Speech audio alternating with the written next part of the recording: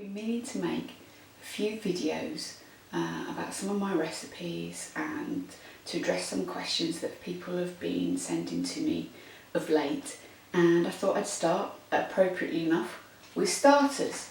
A few people have asked what sort of stage is a starter ready to begin use with a sourdough, so I thought I'd show you a lively starter.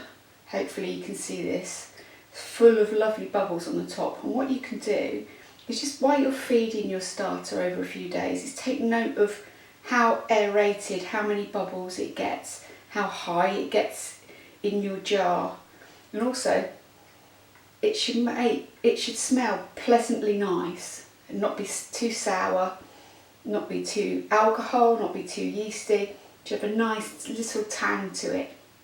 And while I'm here, I thought I'd give you a few tips about starters. So one of the things I do occasionally just to enliven my yeast is during a feed and a water, because it's not just flour that you're giving your yeast starter, is I tip it completely out and I put it into a bowl and I whisk in the flour and the water for the next feed. Give it a good aeration. This actually brings in air and the yeast that's naturally occurring in the air into the dough, enlivens it, just makes it, give it a bit more strength, and then I pop it back in the jar. Now, there is no real right way, no model way of looking after your starter. You'll get used to looking after it, and it also depends on how often you bake your sourdoughs.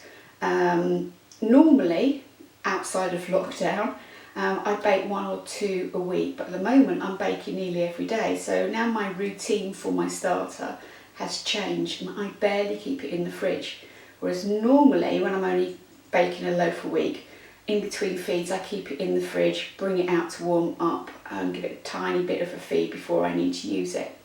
So you need to get used to the pattern. Don't be so hung up about rules and regulations, because there are none. You'll get used to it. The other thing is, I use pretty much any flour in my starter.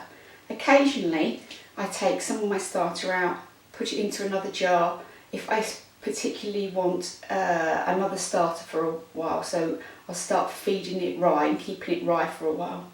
But my all-purpose, really strong, nicely bubbling yeast, I don't really care what flour I use, and typically I alternate between a strong white bread flour and a wholemeal flour.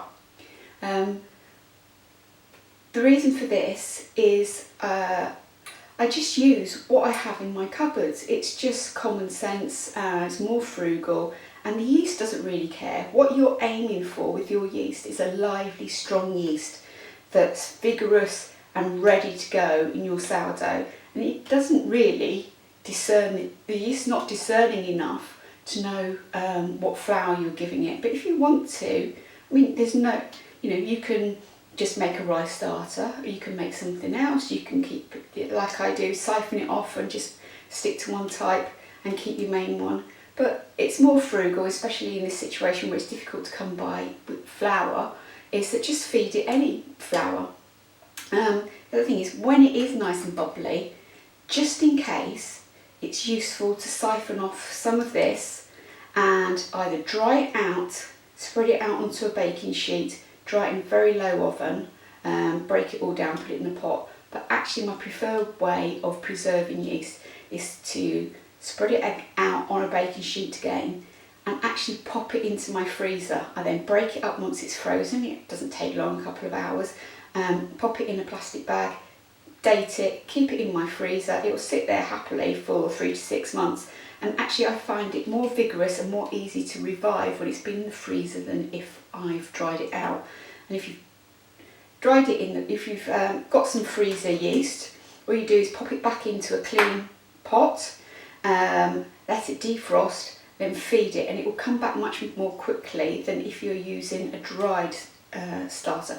Well, that's what I've found anyway, and that's my preference, but either will do. The other thing for longevity of your starter, depending on when you are doing your sourdough baking, is it's useful to know that you can make your sourdough feed slightly more watery or more drier depending on how quickly you want your yeast to be ready.